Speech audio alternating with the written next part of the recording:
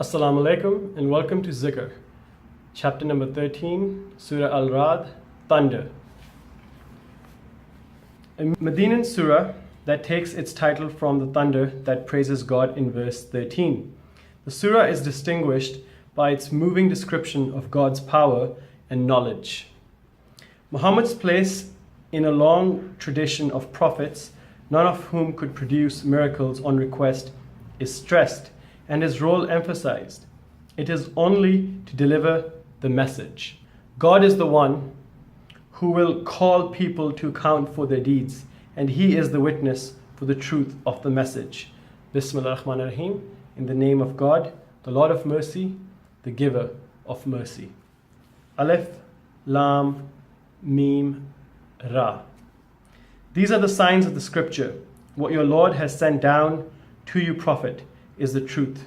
Yet most people do not believe. It is God who raised up the heavens with no visible supports and then established himself on the throne. He has subjected the sun and the moon, each to pursue its course for an appointed time. He regulates all things and makes the revelations clear so that you may be certain of meeting your Lord.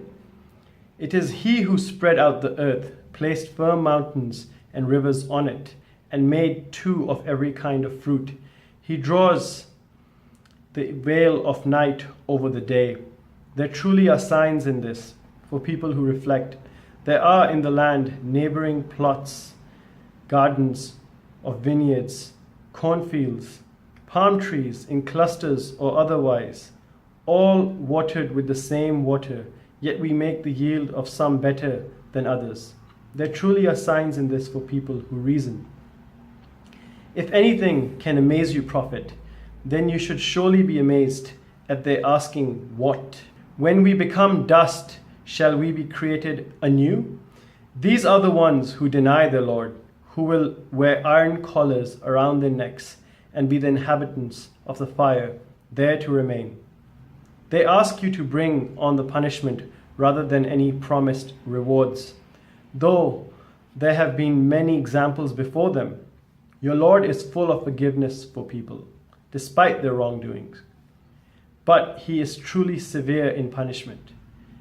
The disbelievers say, why has no miracle been sent down to him from his Lord? But you are only there to give warning. Earlier communities each had their guide. God knows what every female bears and how much their wombs shrink or swell. Everything has its measure with him. He knows what is not seen as well as what is seen.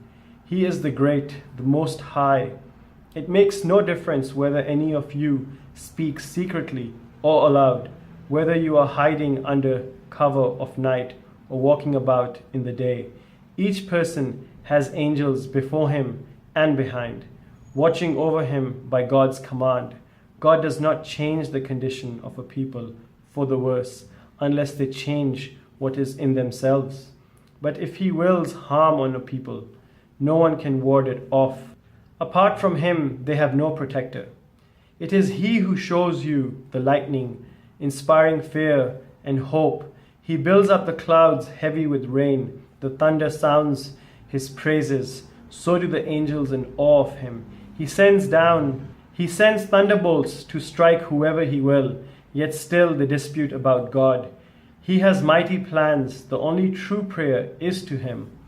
Those they pray to besides him give them no answer any more than water reaches the mouth of someone who simply stretches out his hands for it. It cannot do so. The prayers of the disbelievers are all in vain. All that are in heaven and earth submit to God alone, willingly or unwillingly, as do their shadows in the mornings and in the evenings. Say, Prophet, who is the Lord of the heavens and the earth? Say, God. Say, why do you take protectors other than him, who can neither benefit nor harm even themselves? Say, are the blind equal to those who can see? And are the depths of darkness equal to the light? Have the partners they assign to God created anything like his creation, so that their creation is indistinguishable from his? Say, God is the creator of all things. He is the one the all-compelling.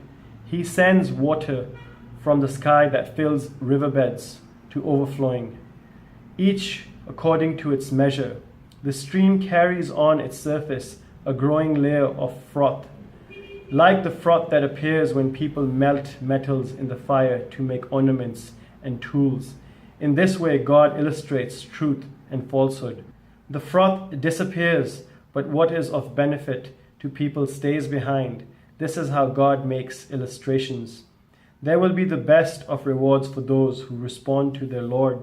Those who do not respond would willingly give away the earth's contents twice over, if they had it, in order to ransom themselves. So terrible will be their reckoning. Hell will be their home, and their bed wretched. Can someone who knows that the revelation from your Lord is the truth be equal to someone who is blind to it? Only those with understanding will take it to heart.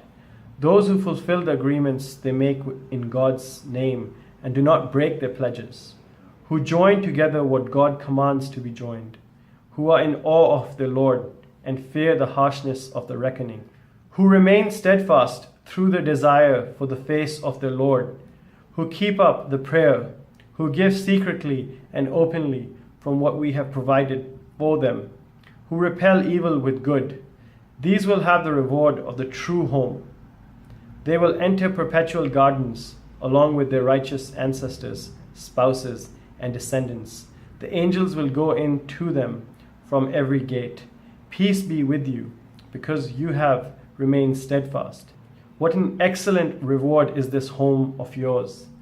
But there will be rejection for those who break their confirmed agreements made in God's name, who break apart what God has commanded to be joined, and who spread corruption on earth. Theirs is the dreadful home. God gives abundantly to whoever he will, and sparingly to whoever he will. And though they may revel in the life of this world, it is but a fleeting comfort compared with the life to come. The disbelievers say, why has no miracle been sent down to him from his Lord? Prophet, say, God leaves whoever he will to stray, and guides to himself those who turn towards him. Those who have faith and whose hearts find peace in the remembrance of God. Truly, it is in the remembrance of God that hearts find peace. Those who believe and do righteous deeds, joy awaits these, and their final homecoming will be excellent. So we have sent you, prophet, to a community. Other communities passed away long before them, to recite to them what we revealed to you. Yet they disbelieve in the Lord of mercy. Say, he is my Lord. There is no God but him. I put my trust in him, and to him is my return. If there were ever to be a Qur'an with which mountains could be moved, the earth shattered, or the dead made to speak, it would have been this one. But everything is truly in God's hands. Do the believers not realize that if God had so willed, he could have guided all mankind?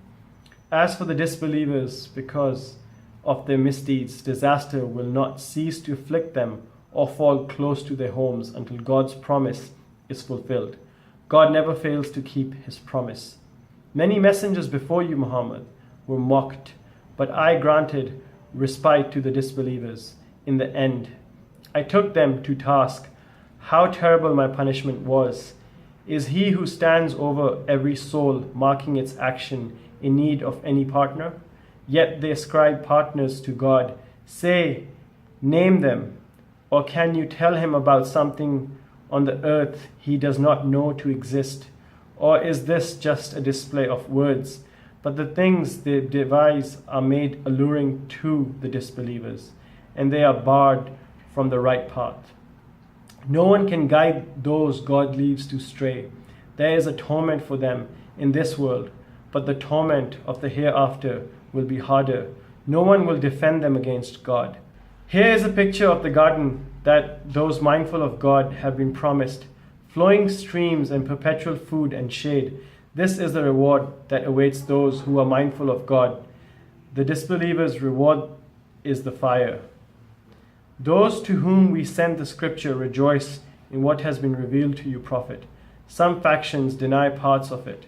Say, I am commanded to worship God and not join anything with him in worship. To him I call others, and to him I shall return. So we have sent down the Qur'an to give judgment in the Arabic language. If you were to follow the desires after the knowledge that has come to you, you would have no one to guard you or protect you from God. We sent messengers before you and gave them wives and offspring. No messenger was given the power to produce a miracle except with God's permission. There was a scripture for every age. God erases or confirms whatever he will, and the source of scripture is with him. Whether we let you prophet see part of what we threaten them with, or cause you to die before that, your duty is only to deliver the message. The reckoning is ours. Do they not see how we come to their land and shrink its borders? God decides. No one can reverse his decision, and he is swift in reckoning. Those before them also schemed, but the overall scheme belongs to God. He knows what each soul does. In the end, the disbelievers will find out who will have the excellent home. They say, you have not been sent. Say, God is sufficient witness between me and you. All knowledge of the scripture comes from him. Ameen. Sadaqallah al-Azim.